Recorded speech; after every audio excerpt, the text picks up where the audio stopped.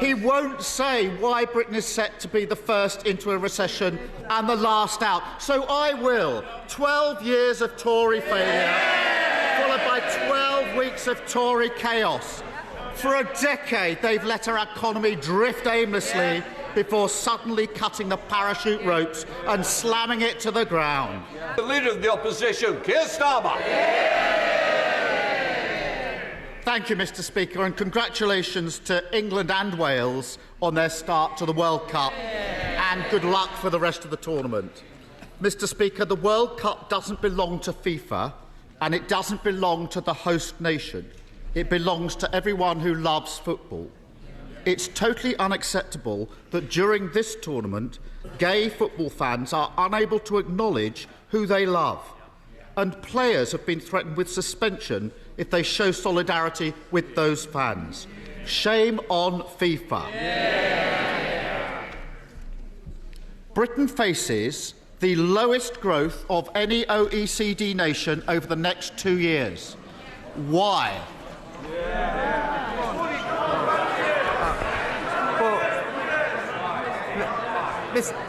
Mr. Speaker, this country has experienced since 2010 the third highest growth in the G7. This year, the fastest growth in the G7, and unemployment at a multi-decade low. We're getting on to deliver more growth, Mr. Speaker. We're delivering free ports. We're investing in apprenticeships. We're protecting R&D. And if the Labour Party is serious about actually supporting growth, maybe they should get on the phone with their union paymasters and tell them to call off the strikes.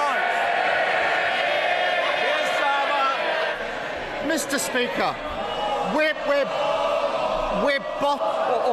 Order. We want to get through Prime Minister's questions, and you're not helping me. Keir Starmer.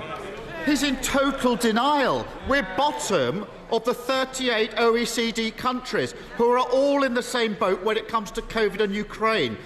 And he wants a pat on the back. It's like a football manager, bottom of the league at Christmas, celebrating an away draw 3 months ago, and it won't wash. So they don't like their record, that's the problem. So let's try it another way. Why is Britain set to be the first country into recession and the last country out? Mr. Speaker, I'm pleased that the right honourable gentleman brought up the OECD report, because it contained actually 3 very important points. Firstly, it made the point that actually in the years following the pandemic, we're projected to have almost the highest growth amongst our peer countries. It also made the point, it was crystal clear that the challenges we face are completely international in nature. And thirdly, Mr. Speaker, it supported our fiscal plan because it's credible and ensures sustainability. Now, the right honourable gentleman would have known all of that if he actually read the whole report. But he's not interested in substance. He's an opportunist, Mr. Speaker.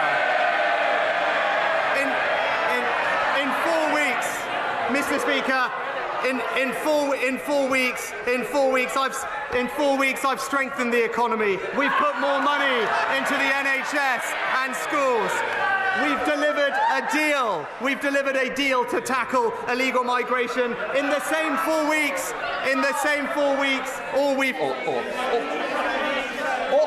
Prime Minister, when I stand, you've got to sit down. But can I just say to you, you came to me quite rightly and said to me, we want to get through Prime Minister's questions. I'm going to give short answers. Please stick to what you have. Well, Mr. Speaker, there's only one party that's crashed the economy, and they're sitting there.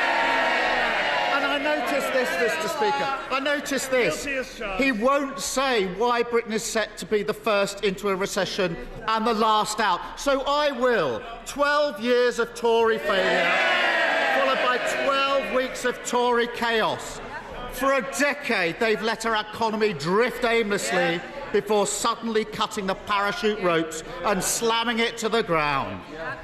And because of the changes he's made, a typical household will end up with tax increases of £1,400. They don't want to hear about these tax increases of £1,400. Contrast that to a super wealthy non-dom living here but holding their income overseas. How much more? Order. Mr. Young, I don't need any more. I don't need shouting, don't need pointing. You're meant to be a good example when you sit on this front bench. Because you're the second, don't spoil what you're meant to do. Mr. Speaker, I don't think they want to hear this. Because of the changes he's made, a typical household will end up paying tax increases of £1,400.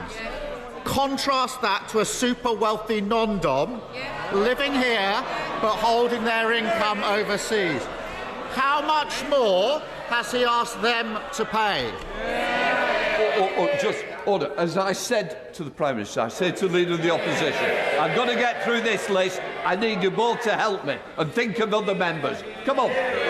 Well, Mr. Speaker, Labour had 13 years to address this issue and did nothing. Nothing. It was the Conservative government that took action and tightened the rules. But the problem with his idea is that it would end up costing Britain money.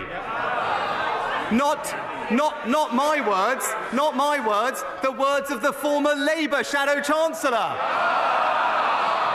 But rather than peddling fairy tales and gesture politics, let's actually tell him what we're doing to deliver for this country. A record increase in the national living wage, protecting millions from energy bills, protecting the pensioners' triple lock. That's what we're doing for this country. Mr. Speaker, if they'd grown the economy at the same rate as the last Labour government, we'd have tens of billions of pounds more to spend on that. And Mr. Speaker, it wasn't a trick question.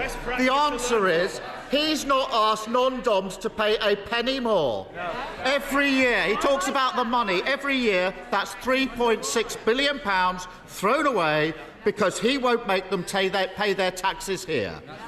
How many extra doctors could Britain afford with that money? Well, Mr. Speaker, I'm pleased that he brought up doctors, because last week we delivered record increases in funding for the NHS. Not just more doctors, but more nurses, more scans, more operations. That shows our commitment to prioritise the NHS. Not my words, the words of the NHS Chief Executive. Scrapping the non-dom status would allow us to train 15,000 doctors every year. That's what Labour would do. And we can carry on handing out tax breaks to the super rich. Or we can live in a society where people don't have to go private to get a doctor's appointment. It's that simple. He also hands Shell 90p for every £1 they spend drilling. So they haven't paid a penny in windfall tax. Mr. Speaker, you may have seen this week that somebody shredded £10,000 in protest at those propping up an oil and gas giant. But he shreds £10,000 every other minute propping them up. Which does he think is the more absurd? Mr. Speaker, this is the government that has actually put in place an economic plan that will deliver confidence and stability to our economy. And all I've heard from the Honourable Gentleman today, there's no answers, there's no substance, because there's no plan, Mr. Speaker. He talks about the NHS. We're delivering record funding for the NHS, but we can only do that on the foundations of a strong economy. You can't deliver for the NHS unless you have a plan for the economy, and he doesn't have either, Mr. Speaker. Mr. Speaker, every time he opens his mouth, another powerful business voice says he hasn't got a plan on growth. The failure of the last 12 years and the chaos of the last 12 weeks are compounded by the decisions he's taking now. He won't follow Labour's plan to scrap non-dom status. Instead, we've got an NHS staffing crisis. He won't follow Labour's plan to make oil and gas giants pay their fair share. Instead, he hammers working people. And he won't push through planning reform. Instead, he kills off the dream of home ownership. Too weak to take on his party, too weak to take on vested interest. 12 long years of Tory government, 5 Prime Ministers, 7 Chancellors. Why do they always clobber working people?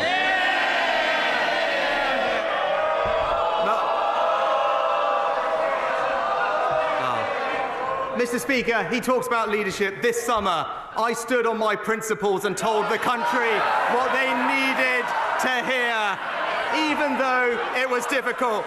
When he ran for leader, he told his party what they wanted to hear. And even now, he says one thing and he does the other. He says he cares for working people, but he won't stand up to the unions.